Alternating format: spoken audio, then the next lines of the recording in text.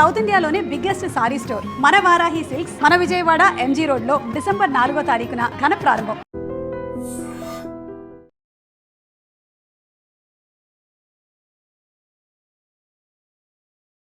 Welcome to ఐడ్రీతో ఇటుకు వచ్చారు, ఎవరిని నమ్మి ఆయన ఇటువైపు వచ్చారు అనే విషయమై ప్రస్తుతం చర్చ జరుగుతుంది. ఈ చర్చపై మావోయిస్ట్ పార్టీ ఒక లెటర్ కూడా ఇచ్చింది.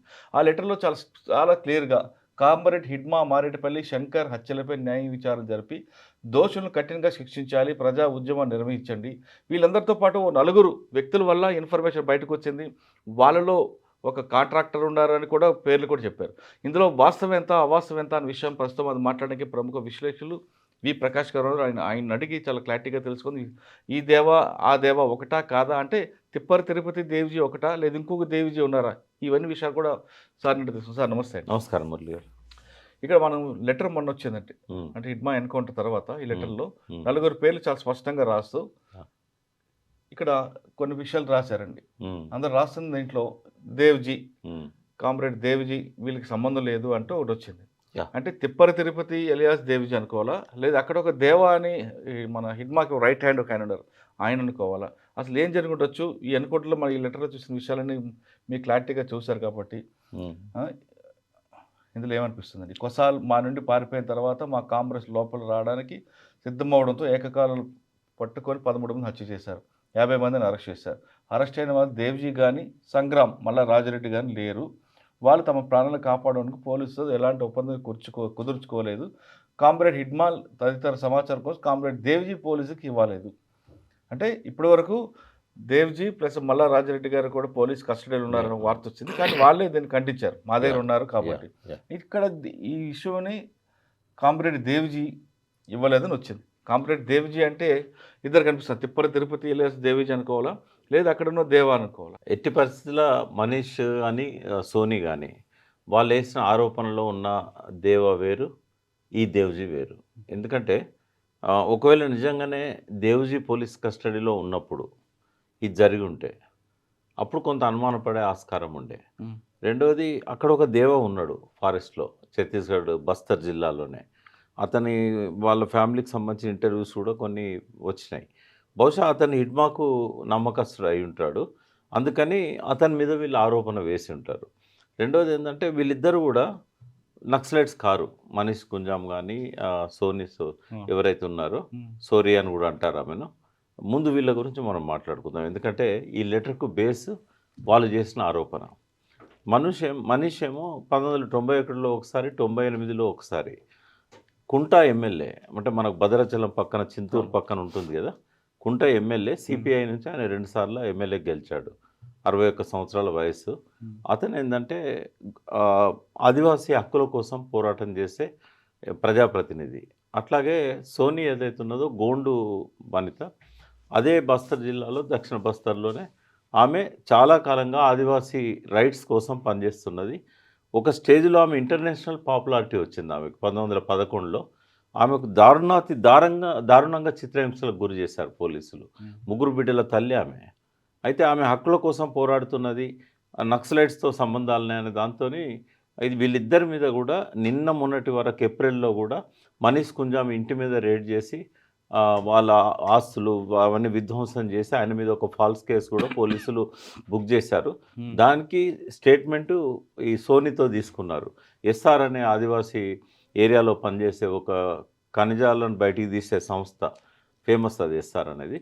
దాని నుంచి 7 కోట్ల రూపాయలు ఈ మనీష్ గుంజాం తీసుకున్నట్టుగా ఈమె కన్ఫెషన్ స్టేట్మెంట్ రికార్డ్ చేశారు. పోలీస్ కస్టడీ నుంచి బయటకు వచ్చిన తర్వాత దాన్ని డినై చేసింది ఆమె. అయితే వాళ్ళిద్దరి చరిత్ర ఏంటంటే చాలా క్లీన్ చరిత్ర. 15 ఏళ్లలో ఎంత హరాజ్ చేసినా, ఎంత టార్చర్ చేసినా, ఎన్ని కేసులు పెట్టినా ఆదివాసీల హక్కుల కోసం, ఆ ఖనిజ సంపద దోచుకునే వాళ్ళకు వ్యతిరేకంగా, మావోయిస్టులలో లేకుండా మావోయిస్టుల ఆశయాల కోసం వాళ్ళు పనిచేస్తున్నారు. అరుంధతి రాయ్ లాంటి వాళ్ళు కూడా సోనీకి డిఫెన్స్గా వచ్చారు వాళ్ళు. కాబట్టి వాళ్ళ మాటలకు వాల్యూ ఎక్కువ ఉంటుంది. అయితే పేరు ఒకటే చెప్పేసరికి దేవ్జీ అనుకొని బయట సమాజం, మీడియా ఆ దేవ్జీనే ఇన్ఫార్మర్ అని వాళ్ళు అన్నట్టుగా చిత్రించారు. బట్ ఎక్కడ కూడా వాళ్ళు దేవ్జీ గురించి రాసేటప్పుడు వాళ్ళు చేసిన ఆరోపణలో మావోయిస్టు డిఫెక్టర్ అన్నారు. దేవ్జీని మావోయిస్టు డిఫెక్టర్ అని అంటే అతనే అని ఎట్లా అనుకుంటాం. అవును. కాబట్టి మావోయిస్ట్ డిఫెక్టర్ కాదు, ఆయన మావోయిస్ట్ లీడర్. ఎట్ అవును. ప్రజెంట్ కూడా మావోయిస్ట్ లీడర్. అవును. ఈ లేఖలోనే ఇంకోటి స్పష్టమైంది ఏంటంటే ఆయనే వాళ్ళతోనే ఉన్నాడు, పోలీసులకు దొరకలేదు మల్లా రాజిరెడ్డి కానీ అవును. దేవుజీ కానీ. కాబట్టి ఆ దేవ వేరు, వాళ్ళు చెప్పిన దేవ, ఈ దేవుజీ వేరు. ఓకే. కానీ ఇంకొక ఆరోపణ ఏమొచ్చిందంటే ఉమ్, దేవ్జీ అలియాస్ తిప్పర తిరుపతి ఉమ్, అతను అక్కడ స్టాండర్డ్ అవ్వాలంటే ఆయనకి కాంపిటేటర్గా హిడ్మా ఉమ్, హిడ్మా ఒకవేళ రేపొద్దున పార్టీ కానీ వస్తే గట్టి నిలబడితే హిడ్మా సపోర్ట్ లేకుండా చేయడం అనేది ఇంపాసిబుల్. కాబట్టి ఈ క్రెడిట్ అంతా హిడ్మాకి వెళ్తుంది. కాబట్టి ఆయన్ని బయటికి పంపడానికి ఈ స్కెచ్ వేశారనేది ఒక వర్గం ఆరోపిస్తుంది. అది 100% అబద్ధం. ఎందుకంటే దేవుజీ ఎవరైతే తిరుపతి ఉన్నాడో ఆ గణపతి కానీ, దేవుజీ కానీ, మల్లా రాజిరెడ్డి కానీ, ఇంకా ఎవరన్నా అందులో మిగిలిన వాళ్ళు ఉంటే ఏ ఒక్కరు కనీసం నెక్స్ట్ ఒక తరం పోయేదాకా ఛత్తీస్గఢ్లో ఉద్యమం నిర్మించరు, అడుగుపెట్టరు. ఇంకా అది ముగిసిన కథ. ఛత్తీస్గఢ్ దక్షిణ బస్తర్ నక్సలైట్ ఉద్యమం అనేది ముగిసిన కథ. మళ్ళీ ఇంకెవరు ప్రయత్నం కూడా చేయరు. చేసినా కూడా వాళ్ళు గోదావరి దాటగానే చంపేయబడతారు. ఇంద్రావతి గోదావరి క్రాస్ చేయగానే వాళ్ళు చంపేయబడతారు. కాబట్టి అటువంటి దుస్సాహసం ఎప్పుడు కూడా మావోయిస్టులు చేయరు. సరే, ఒకసారి మనం వెనక్కి వెళ్దాం. చెప్పారు ఇప్పుడు అంటే ఇకపై బస్తర్లో ఉమ్.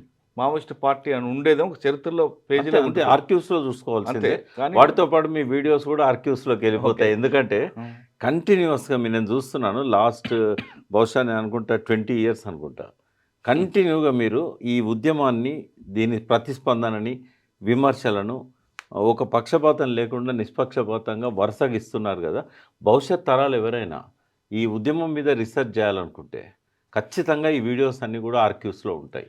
అంటే మీరు అంటున్నారు నిక్కచ్చగా వెళ్తున్నారు, మీరు అంటున్నారు. నేనైతే కానీ ఒక 100% వర్గం మాత్రం మీరు కంప్లీట్గా పోలీసులు వైపే ఉన్నారని మమ్మల్ని అంటారు. సరే, ఎవరి అభిప్రాయం వాళ్ళది అనుకోండి. ఇక్కడికి వచ్చేసరికి ఇకపై బస్తర్లో జరగదు అంటున్నారు. జరగదు. ఉద్యమం మనం Yes. ఒకసారి వెనక్కి వెళ్తే Hmm. 1969 నుంచి శ్రీకాకుళం రైతాంగ పోరాటం నుంచి కరీంనగర్ వరకు, Hmm. కరీంనగర్ మీదుగా ఇలా నల్లమల అలా వెళ్ళింది. Hmm. ఇంకా రాయలసీమలో అనుకోండి ఎంత ఫాస్ట్గా వచ్చిందో అంతే ఫాస్ట్గా వెనక్కి వచ్చింది. కానీ తెలంగాణలో స్ట్రాంగ్గా నిలబడింది. తెలంగాణ, ఆంధ్రప్రదేశ్, ఉమ్మడి ఆంధ్రప్రదేశ్లో.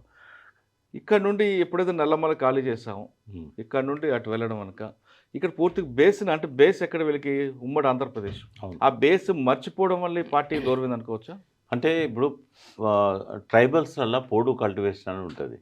అంటే వాళ్ళు ఈ సంవత్సరం ఎక్కడైతే అడవి నరికి, అంటే అడవి అంటే చెట్టు, పెద్ద చెట్లు నరకరు, చిన్న చిన్న తుప్పలు అవి ఇవన్నీ చేసి వ్యవసాయం చేసిన తర్వాత మళ్ళీ నెక్స్ట్ అక్కడ విత్తనం వేయరు వాళ్ళు.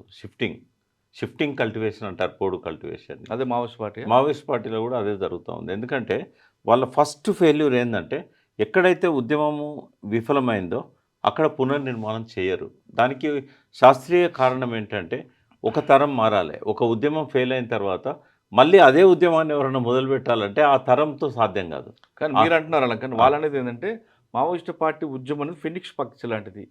అది ఎప్పటికైనా రావచ్చు, ఏ తరంతోనే రావచ్చు. కాబట్టి మీరు అన్నట్లుగా అలా వెళ్తుందంటారా? అన్ని ఉద్యమాలు ఫీనిక్స్ పక్షిలాగా లేవాయి. ఇప్పుడు ఎప్పుడు లేస్తాయి? ఒక 50 ఏళ్ళలో 60 ఏళ్ళ తర్వాతనో మళ్ళీ లేస్తాయి.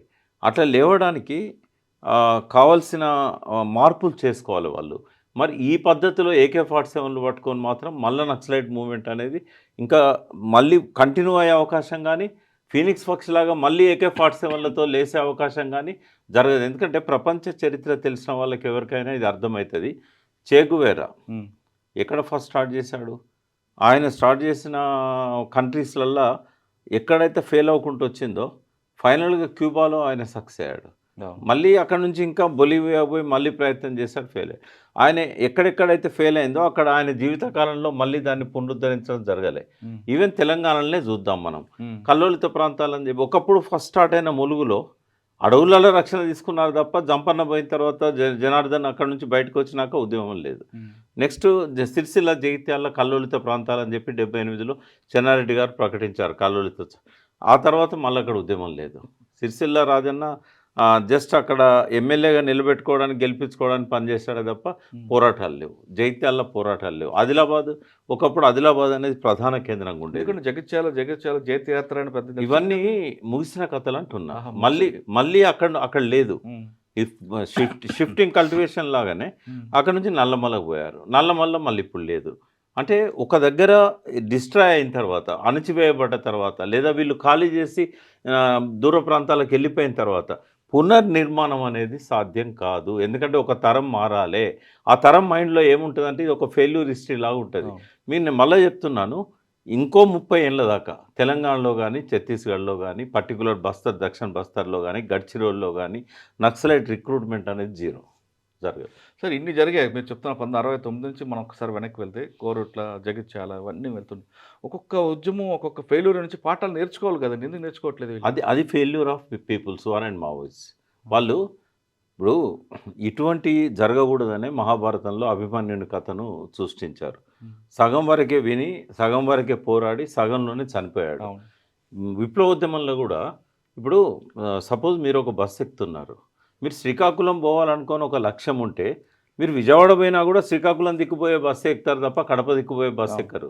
వీళ్ళకి ఏమైందంటే బస్సు ఎక్కారు కానీ ఎక్కడ దిగాలి, ఎక్కడ లక్ష్యం లేదంట. లక్ష్యం ఉంది, రోడ్ మ్యాప్ లేదు. లక్ష్యం ఉంది. హ్మ్. ఇప్పుడు శ్రీకాకుళం పోవాలని లక్ష్యం ఉంది, హ్మ్. కానీ జైరాబాద్ దిక్కుపోతే వస్తుందా? హ్మ్. రోడ్ మ్యాప్ లేదు. నేను బల్లగుద్ది చెప్పగలుగుతా, 3 గంటలైనా మీతో నేను సిద్ధాంతపరంగా చర్చ చేస్తా. వీళ్ళు ఎక్కడెక్కడ తప్పులు చేశారు రాస్తే 18 మహాభారత పర్వాలంతా అయితే మన నక్సలైట్ల చరిత్ర. హ్మ్. నిజంగానే కూర్చొని రాయాలనుకుంటే హ్మ్. సీతారామయ్య గారు చేసిన తప్పులేంది, సత్యమూర్తి గారి ఏమంటారు రొమాంటిసిజంతో కూడిన రెవల్యూషనిజం అనేది సత్యమూర్తి గారు ఎట్లా ప్రమోట్ చేశారు, గద్దర్ పాటలతోని మేల్కొన్న ప్రజలంతా కూడా ఏ దారి పట్టారు, లాస్ట్కి ఏమయ్యారు, ఇవన్నీ కూడా చర్చనీయాంశాలు. ఎందుకంటే అల్టిమేట్గా నాకు తెలిసింది ఏంటంటే, సరే పోలీసులు అణచివేయచ్చు, ప్రజలలో నుంచి వీళ్ళు దూరం కావచ్చు, బట్ అల్టిమేట్గా ఏమైందంటే క్యాప్షన్ వస్తుంది, అరుణ అరుణ బాటలో ఆగమైన భారతం. వాళ్ళు ఆగమైన్లు, జనాన్ని ఆగం చేసిండ్లు. అల్టిమేట్గా రిజల్ట్ ఏంది ఇవాళ? నథింగ్. ఏదో కొన్ని సంస్కరణలు, కొన్ని హక్కుల కోసం పోరాటాలు, కొంత భూస్వాములకు వ్యతిరేకంగా ఖనిజ సంపదను కాపాడుకోవడానికి చేసిన మంచి పనులు, గుండాయుధాన్ని అరికట్టడం లాంటి మంచి పనులు డెఫినెట్గా చరిత్రలో వాళ్ళు చేసినవి రికార్డ్ అవుతాయి, రక్తాక్షరాలతో రికార్డ్ అవుతాయి. అది ఎక్కడ పోదు. కానీ రాజ్యాధికారం, అల్టిమేట్గా రాజ్యాధికారం దిశలో ఆ రోడ్ మ్యాప్ రూపొందించుకోవడంలో ఎత్తుగడలలో ఫెయిల్ అయ్యారు. ఒకప్పుడు ఎంతోమంది చదువుకున్న మేధావులు వెళ్ళిన పార్టీ, ఏదో లక్ష్యంతో వెళ్ళి ఆ త్యాగాలతో ఉన్న పార్టీ క్లైమాక్స్ వచ్చేసరికి ఇంత దారుణంగా ఉంటుందని ఎవరు ఊహించలేకపోతున్నారు. నేను ఊహించాను కదా, దేవులపల్లి వెంకటేశ్వరరావు గారు రాసిన పుస్తకం చదివిన తర్వాత హ్మ్. ఆ రోజుల్లోనే మాకు అనిపించింది, ఇది దుస్సాహసం, ఈ దారిన పోతే వీళ్ళకు రాదు. ఆయన అతివాదం అని పెట్టాడు వీళ్ళ పేర్లు. సిపిఐ సిపిఎంకు మితవాదం అని పెట్టారు. కాబట్టి ఆ రోజే మాలాంటి యువకులమంతా 18, 21 ఏజ్లో ఉన్న వాళ్ళము ఎవరెవరమైతే వీళ్ళ బాటలో పోదామా వద్దా, పోదామా వద్దా, మాకు ఎట్లుండేదంటే దినమంతా ఈ పాటలతో ఇన్స్పైర్ అయ్యేటోళ్ళం. ఈ మీటింగ్లో పోయేది, వరవరరావు గారు ఉపన్యాసాలతో ఇన్స్పైర్ అయ్యేది. మళ్ళీ ఇంటికి వచ్చి ఈ డాక్యుమెంట్లు తీసేది. అరే ఈయన ఇట్లా చెప్తున్నాడు, వాళ్ళు అట్లా చెప్తున్నారు. 1 సంవత్సరంన్నర సంఘర్షించిన తర్వాత సత్యమూర్తి గారితో 7 మీటింగ్లు అయినాయి నాకైతే. నేను ఇదే మాట చెప్పాను, మీరు అల్టిమేట్గా సాధించేది కొన్ని రిఫార్మ్స్, కొన్ని ఫలితాలు తప్ప తుపాకీ గొట్టం ద్వారా రాజ్యాధికారం దిశగా మీరు అనుకున్న లైన్ కరెక్ట్ కాదు.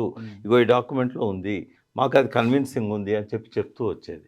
అంటే చాలామంది ఆ రోజుల్లో విడిపోయిన వాళ్ళు, మీరు ఎవరు ఊహించాలని అంటున్నారు కదా, 68లో నవంబర్ డిసెంబర్లో చారు మజుందార్తో ఆల్ ఇండియా లెవెల్లో పోయి చర్చలు చేసిన వాళ్ళంతా కూడా వాళ్ళు చారు మజుందార్ ముఖం మీద చెప్పారు, ఎప్పుడు నక్సల్బరీ విఫలం కాకముందు ఈ లైన్ తప్పు, భూస్వాములను చంపడం వల్ల, వర్గశత్రు నిర్మూలన వల్ల విప్లవం రాదు అన్న తర్వాత 72లో ఆయన మరణానికి కొద్ది రోజుల ముందు ఆయన చెప్పాడు, ఇది కరెక్టే వాళ్ళు చెప్పింది, ఈ రకంగా వర్గశత్రు నిర్మూలన, వ్యక్తిగత హింసావాదం తప్పు అని చెప్పాడు. చెప్పినాక ఎక్కువ రోజులు లేడు ఆయన, మళ్ళీ ఆల్టర్నేట్ మూవ్మెంట్ క్రియేట్ చేసే లోపల చనిపోయాడు. తర్వాత శ్రీకాకుళం కామ్రేడ్స్తోని ఆంధ్ర కామ్రేడ్స్ మధ్యలో చాలా డిస్కషన్ జరిగినప్పుడు ఆ వసంతరాడు రామలింగాచారి, దేవులపల్లి, కొల్లా వెంకయ్య వీళ్ళందరూ కూడా ఆ వెంపటపు సత్యం, ఆదిపట్ల కైలాసం, పంచాయతీ కృష్ణమూర్తి వాళ్ళే మెయిన్ టీం. వాళ్ళతో మాట్లాడుతున్నప్పుడు నక్సల్బరీ ఫెయిల్ అవుతుంది, దానికి కారణం ఇది, మీరు అదే బాటలో పోతున్నారు, మీరు కూడా సక్సెస్ కారు అని చెప్పేసి సేమ్ డిస్కషన్ ఇప్పుడు మన మధ్య జరుగుతూ ఉంది. సరే, మీరు చాలా కాలం నుంచి ఉన్నారు కాబట్టి జనం కోసం, వాళ్ళ మార్పు కోసం, వాళ్ళ హక్కుల కోసం మనం పోరాటం చేస్తున్నాం, అందులో భాగంగా త్యాగాలు చేసి వచ్చారు. కానీ వాళ్ళలో చైతన్యం తీసుకురావడానికి ఎందుకు మనం చేయలేకపోయామండి? అంటే వాళ్ళకి కష్టం అంతా వాళ్ళది, వీళ్ళు తుపాకీ పట్టుకొని చేయడం కన్నా వాళ్ళలో ప్రశ్నించే తత్వం తీసుకొచ్చి వాళ్ళ సమస్యను వాళ్ళే పరిష్కరించుకునే విధంగా ఎందుకు వాళ్ళు ఒక థియరీ ఉంది డెమోక్రటిక్ సెంట్రలిజం అని. ఇప్పుడు 1978 నుంచి దళాలు ఫామ్ చేయాలన్న దగ్గర నుంచి ఈ రోజు వరకు ఇంటర్నల్గా ప్రశ్నించే వాళ్ళు 45-50 ఏళ్ళుగా అందులోనే ఉన్నారు. బట్ మెజారిటీ నిర్ణయానికి మైనారిటీ కట్టుబడి ఉండాలని చెప్పేసి ఒక సూత్రీకరణ ఉంది కాబట్టి వాళ్ళకి ఇష్టం లేకున్నా కూడా అలా పనిచేస్తున్నారు. అది ఎక్కువ కాలం సాధ్యం కాదు కాబట్టి ఏదో ఒక రోజు వాళ్ళు బయటకు వస్తున్నారు. జంపన్న బయటకు వచ్చినా, అంతకంటే ముందు చాలామంది బయటకు వచ్చినా, శివాజీ లాంటి వాళ్ళు బయటకు వచ్చినా, ఇట్లాంటి సిద్ధాంత చర్చలు చేసి ఇక ఇమడలేక బయటకు వచ్చిన వాళ్ళే. అంటే కొంతమంది ఎన్కౌంటర్లు చనిపోయారు. అంటే ఈ టాపిక్ ఆల్రెడీ పార్టీలో వచ్చింది. నిరంతరం ఒక ప్రవహిస్తున్న గోదావరి నదిలాగా ఒక ఆల్టర్నేట్ లైన్ గురించి చర్చ అనేది మొదటి నుంచి అందులో ఉంది. వాళ్ళ డాక్యుమెంట్స్లలో కూడా అది కనబడుతుంది. సార్ మొన్న చూసాం లెటర్లో మల్లాజు వేణుగోపాల్ గారు కూడా 22 పేజీలు లెటర్ రాశారు. మిడిమిడి జ్ఞానంతో మేము తీసుకున్న నిర్ణయం వల్ల పార్టీ నష్టపోయింది, మమ్మల్ని మనస్ఫూర్తిగా క్షమించండి అన్నారు. మిడిమిడి జ్ఞానం అన్నారు, అంతా చేశారు. కానీ అందులో చనిపోయిన కుటుంబాలకు ఎవరు బాధ్యత వహిస్తారండి? ఎంతమంది, వేల మంది కుటుంబాలు చనిపోయారు కదా. అంటే ఇవన్నీ కూడా యాక్సిడెంట్స్ లాగా చూడాల్సిందే. ఎందుకంటే అంటే వీళ్ళ మాటలు నమ్మి, వీళ్ళు పాటలు నమ్మి, వీళ్ళు భావజాలు నమ్మి వెళ్ళారు కదండి వాళ్ళందరూ కూడా. ఏం చేస్తారు? కుటుంబాలకు ఎవరు బాధ్యత వహిస్తారు? ఇప్పుడు గద్దరు సగం మందికి బాధ్యత వహించాలి, ఒప్పుకుంటారా? ఆ మాట అంటే సరి అయింది అవుతుందా?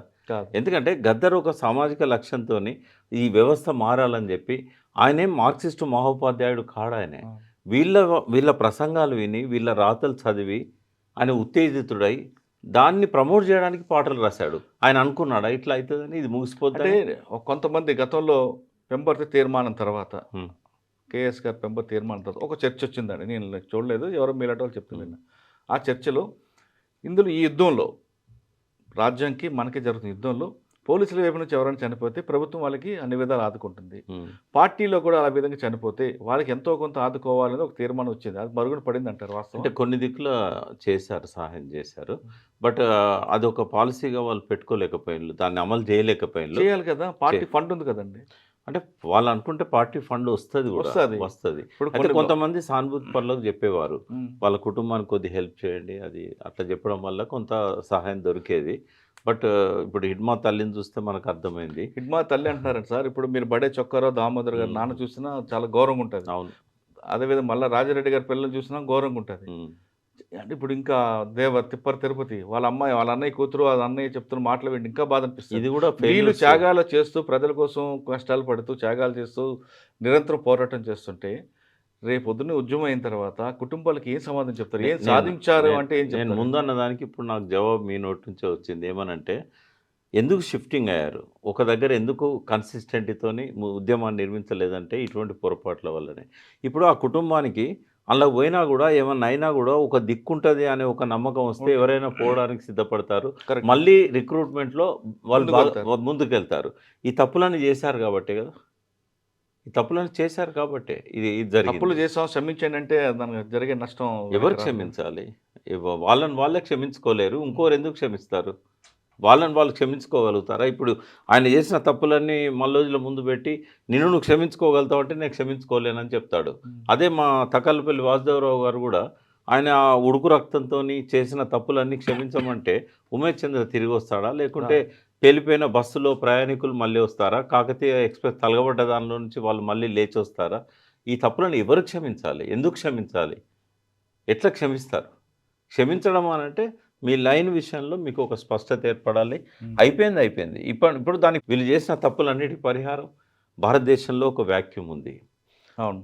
ఇక్కడ అవినీతే పాలనగా మారిపోయింది, దోపిడే లక్ష్యంగా మారిపోయింది, రాజ్యాంగాన్ని పాతాళంలోకి నెట్టేస్తున్నారు, సంపాదించడమే లక్ష్యంగా ఎన్నికలు జరుగుతూ ఉన్నాయి.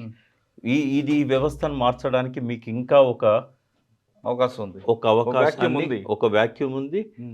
మీ పాప పరిహారాలకు ఒక మార్గం ఉంది. మీరు అందులోకి రండి. మీరు చేసిన మీ పశ్చాత్తాపమే భవిష్యత్తుకు పునాది కావాలి.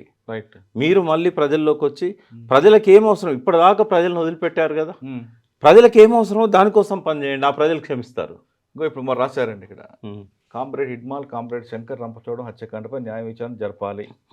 దోషులను కఠినంగా శిక్షించాలి, కార్పొరేట్ల కోసం సాగుతున్న కగారు యుద్ధాన్ని ఆపాలని దేశవ్యాప్తంగా ప్రజలు పిలుపునిస్తాం.